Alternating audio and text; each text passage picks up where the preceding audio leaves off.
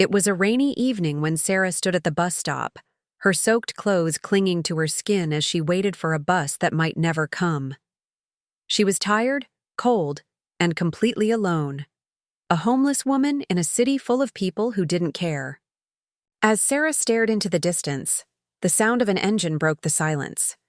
A sleek black car pulled up next to her, its shiny surface reflecting the city lights.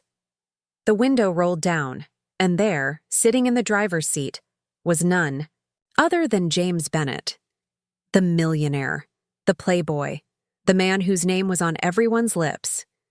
He looked at Sarah, a grin spreading across his face as if this was just another game. But then, his words hit her like a punch to the gut. "How much for you to marry me?" Sarah blinked, her heart racing. Was this a joke? Or was he serious? Before she could even speak, he added, "I bet you wouldn't do it. But I'll offer you a life you've never imagined. All you have to do is say yes." Her mind was spinning. Could it really be this simple? Could this man, with all his money, be offering her everything she ever dreamed of? Or was this some cruel game she was about to be sucked into? Sarah didn't know what to say. But in that moment, something inside her told her. This might just be the chance she'd been waiting for.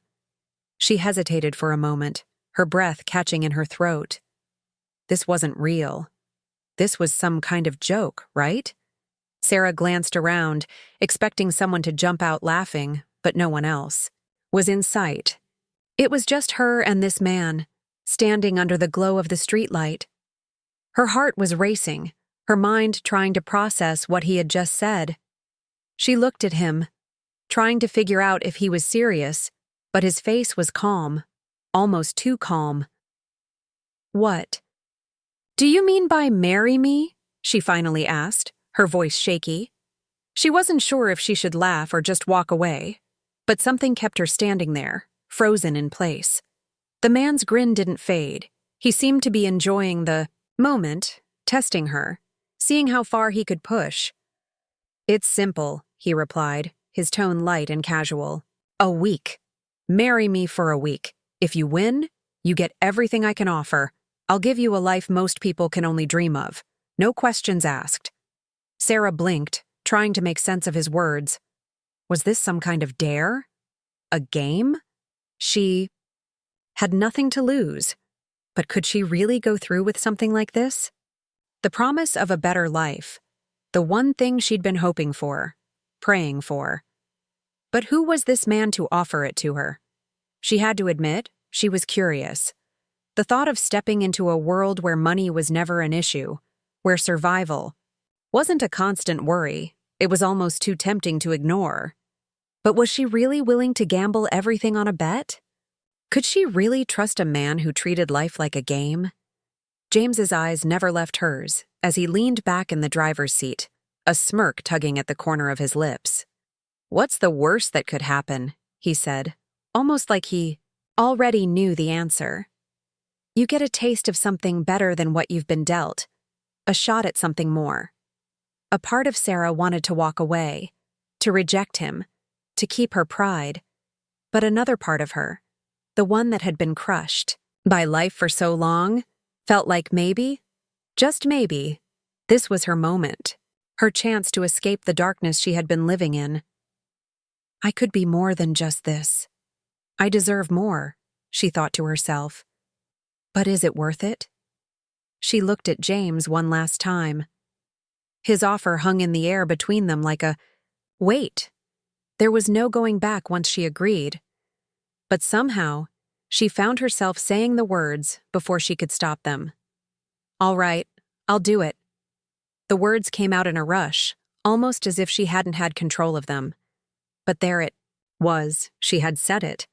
And now there was no turning back. James's grin widened, as if he had just won a prize. He reached into the back seat, pulling out a contract which he handed to her. "Sign here," he said, his tone suddenly more serious. "It's just a formality. And trust me, you'll want to make sure this is real." She stared at the piece of paper, still trying to wrap her mind around what was happening. Was she really about to marry a man she didn't know? All for the sake of a bet? She looked at him one more time, trying to gauge his intentions, but his face was unreadable. "I'm doing this," she whispered to herself, the weight of the decision sinking in. With one final breath, she signed the contract, and just like that, her life changed forever. The next few days felt like a blur. Sarah couldn't wrap her head around what she had just done. She had agreed to marry a man she barely knew, a man who had promised her a life she could only dream of. But even as she settled into the lavish home James had given her, a part of her couldn't shake the feeling that this was all a game. His game. She was living in a bubble surrounded by luxury, but none of it felt real. James was everywhere and nowhere at once. He would come home late, always distracted, always busy. His world seemed like a whirlwind, while she sat in the middle of it, unsure of her place. At first, she thought it was just nerves. She didn't belong here, and maybe she just needed time to adjust. But the longer she stayed, the more she realized how much she was drowning in a world that wasn't hers. He'd tell her that everything was fine, that she should enjoy it. "You've got everything now. You've got your dream life," he'd say with that same smirk. But it didn't feel like a dream. It felt like a trap. Sarah was alone in this massive mansion. The walls were cold, echoing with emptiness. She had everything she could ever want: designer clothes, fine jewelry, a home filled with every luxury. But it felt hollow. There was no warmth, no real connection, no love. One evening, as she sat by the fireplace, staring into the flames, she heard footsteps behind her. She didn't have to turn around to know who it was. James. His presence filled the room, but there was something different about the way he stood there, like he was unsure of himself for the first time. "I need to talk to you," he said softly, his voice lacking the usual confidence. Sarah didn't respond right away. She had grown used to his absences, his half-hearted attempts at conversations. But tonight, something in his tone made her look up at him. "What is it?" she asked, her voice quieter than she intended. He stood there for a moment, his eyes distant. "I'm sorry," he said, the words almost foreign coming from him. "I didn't think it would be like this. I didn't think I would care." For a moment, Sarah thought she misheard him. "What do you mean?" she asked, rising from the chair. Her heart beat faster, but not from excitement. It was the kind of racing pulse you get when you're on the edge of something big, something that could change everything. James ran a hand through his hair, looking down at the floor. "I didn't mean for it to go this way. This bet. I thought it was all just fun. But now it feels real. I didn't expect to fall for you." His words hung in the air like a heavy silence. Sarah stared at him, her breath caught in her throat. She had heard him wrong. He couldn't possibly mean what she thought he meant. But there was sincerity in his eyes that made her doubt herself. She had spent so many years shutting herself off from people, not allowing herself to believe that anyone could actually care. But here he was, admitting something that seemed so raw, so honest. "I didn't want this to happen," James continued. "But now I don't know what to do. I don't know if you can ever forgive me for how I started this. But I can't just pretend anymore." Sarah's head spun. She had been so focused on surviving, on getting by, that she hadn't allowed herself to see the possibility that someone could love her, could see her as more than just a bet. She wasn't sure if she was ready to believe him, ready to accept that maybe this wasn't just a game, but she couldn't deny the emotions stirring inside her. "I don't know if I can forgive you," Sarah whispered, her voice trembling. "I don't know if I can trust you, but I'm willing to try. For us." And just like that, everything changed. What had started as a simple bet, a game of chance, was now something deeper, something real. Neither of them knew what the future would hold. But for the first time, Sarah didn't feel like she was playing a part. She was living her own story, one she never thought was possible. But before they could say anything more, the door slammed open. Standing there was a figure from Sarah's past, someone she never thought she'd see again. Someone who would challenge everything. "You didn't think I'd let this go, did you?" the figure said, stepping into the room. The tension in the air shifted. This wasn't over. It was only just beginning. The figure standing in the doorway was someone Sarah hadn't seen in years. Her heart dropped to her stomach. She hadn't even heard the footsteps before it was too late. There he was, as if he had appeared out of nowhere. It was Adam, her former guardian, the man who had raised her after her parents had passed. The same man who had once promised to look out for her, to protect her. But he wasn't here to offer protection now. "I knew you'd do something like this," Adam said, his voice cold and cutting, as if he had been waiting for this moment. "You think you can just escape your past? That you can bury it all under a pile of money?" Sarah stood frozen, her breath catching in her throat. She hadn't expected this. She thought her past was behind her. She thought she was finally moving on. But Adam had always been a reminder of the past she couldn't escape, the mistakes, the regrets, the hurt. His presence in the room felt suffocating. "What do you want?" James asked, stepping forward, trying to assert control over the situation. But Adam wasn't intimidated. "I want her to know that no matter how much money she's surrounded by, no matter how many lies she tells herself, she's still the same girl from the streets. She'll never change, and neither will you." His words hit Sarah like a punch to the gut. She wanted to shout at him, to tell him he was wrong, that she wasn't that girl anymore. She had a new life, a chance to start over. But the truth was, his words cut deeper than she was willing to admit. For a moment, she felt small again, like that girl with nothing but the clothes on her back. James stepped in front of her, his jaw clenched. "You don't know her," he said, his voice low but firm. "You don't get to define who she is." But Adam just laughed, the sound harsh and bitter. "It doesn't matter how much money you throw at her, James. She'll always be that girl, and you'll always be the man who played a game with her life." The words stung, and for the first time, Sarah wondered if Adam might be right. Could this really just be a game to James? Was she just a pawn in his rich world? Someone he'd throw away when he was done? She couldn't stand there any longer. She needed to get out, to breathe, to think. Without saying a word, she pushed, past both men and ran out the door, not knowing where she was going, just needing to escape the suffocating tension.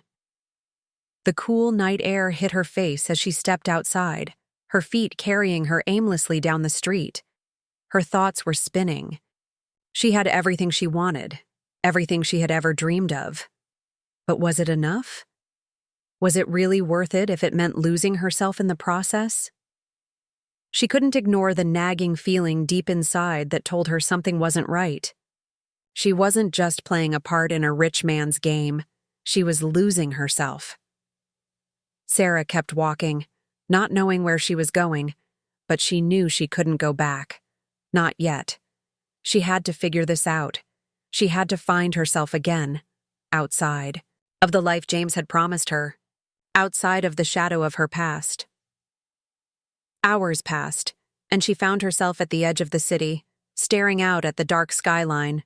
She wasn't sure what she was hoping to find, but standing there, alone, she felt something stirring inside her, a flicker of strength, of clarity. She wasn't the girl Adam wanted her to be. She wasn't the girl who had to fight to survive every day. She had made choices. She had built something real, even if it hadn't turned out the way she expected. And maybe it wasn't about money or a man's promise. Maybe it was about trusting herself again. "I don't need to be defined by anyone but me," she whispered to herself. Just as she was starting to believe it, a car pulled up beside her. She didn't need to look to know who it was. James had found her. Again. "You shouldn't be out here alone," he said softly, stepping out of the car and walking toward her. Sarah turned to face him, her heart still uncertain. "I'm not sure I belong in your world, James," she said, her voice shaking. "I don't know what any of this is anymore. I don't know who I am."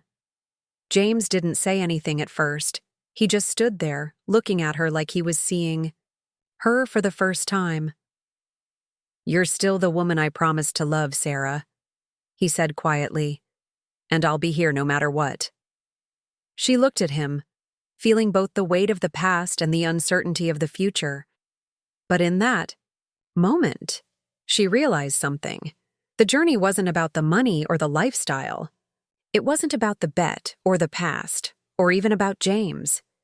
It was about her, finding who she was, independent of everything else. With a shaky breath, she reached out, taking his hand. Maybe it was messy. Maybe it wasn't perfect. But she was ready to face it, ready to face him and herself. "I'm not sure what comes next," she said, her voice steady now. "But I'll figure it out. I have to." James gave a small nod, his hand gently squeezing hers. For the first time, Sarah felt like she was finally starting to take control of her own life. And maybe, just maybe, that was enough. The days that followed were quieter, but the tension between Sarah and James remained. Sarah had spent so much of her life running from the streets, from her past, from herself. But now, for the first time, she found herself standing still. She wasn't sure where her life was headed or how things would turn out, but she knew one thing for certain: she couldn't keep living in the shadows anymore. James, for all his wealth, still struggled to understand what was happening inside her. He was trying, though. He didn't give up. Every time Sarah pulled away, he came back, gentle, patient. But it was clear to both of them, this wasn't just about a bet anymore. They had both changed in ways they hadn't expected. One evening, after another quiet dinner, Sarah found herself standing at the window, looking out at the city lights. The view was breathtaking, but it felt so distant, so cold. James came up behind her, his hand brushing against hers. She didn't turn around. She wasn't sure